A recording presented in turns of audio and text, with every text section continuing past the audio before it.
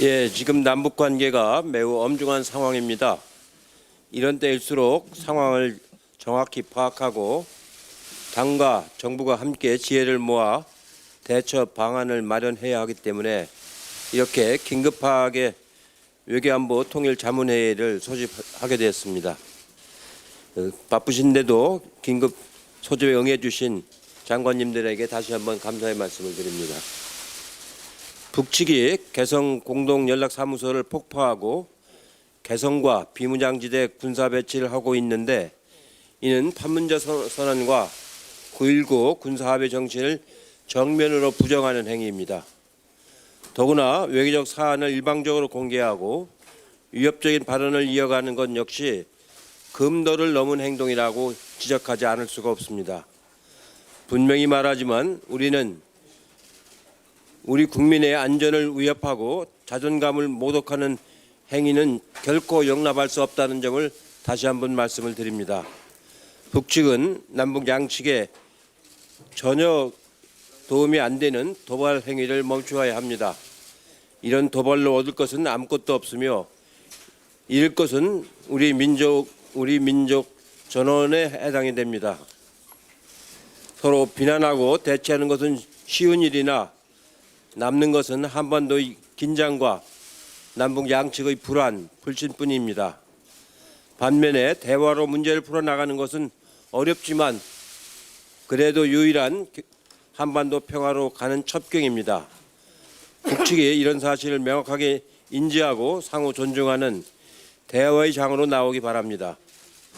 아울러 우리 정부도 금도를 넘는 북한의 도발에는 단호히 대처하되 대화의 끈을 놓지 않아야 할 것입니다.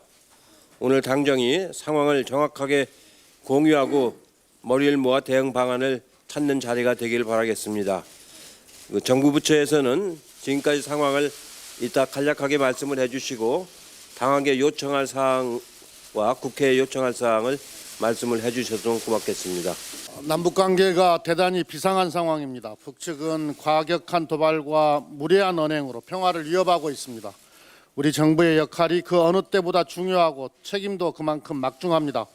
국방부는 북측의 도발 가능성을 염두에 두고 안보 태세에 만전을 기해 주시기 바랍니다. 한반도 평화와 번영은 튼튼한 국방 태세의 기반 위에 추진될 수 있습니다. 외교부는 최대의 외교 전략으로 미국, 중국 등 주변국과 긴밀하게 소통하면서 대북 공조를 더욱 강화해 주시기를 바랍니다.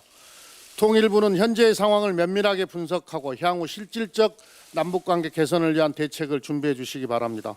국민들께서 불안해하지 않도록 관계부처들이 적극 협력해야 합니다. 정부는 더 이상 상황이 악화되지 않도록 최선의 역할을 다해야 합니다.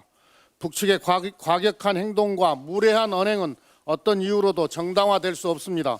그러나 대북 전단과 같이 쉽게 해결할 수 있는 문제도 관련 부처가 제대로 대처하지 못한 아쉬움도 있습니다.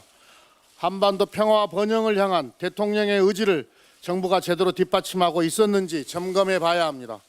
남북 간 합의가 어떤 장애와 난관에도 진전될 수 있도록 창의적 해법과 끈기 있는 정부 노력이 필요합니다. 북한의 호전적 행위가 어디까지 전개될지 예측하기 어렵습니다. 정세의 불확실성이 높아진 상황에서 우리 정부가 경계해야 할 것은 안일함입니다. 한 번의 판단 실수는 모든 것을 잃게 할 수도 있습니다.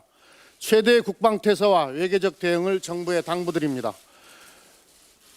북측이 도발을 한다면 정부는 그 어느 때보다 단호하게 대응해야 합니다. 그러나 상황 호전에 대비한 신속한 대책도 준비되어 있어야 합니다. 어떤 상황이 되든 관계부처들이 협력해 철두철미하게 대비해야 합니다.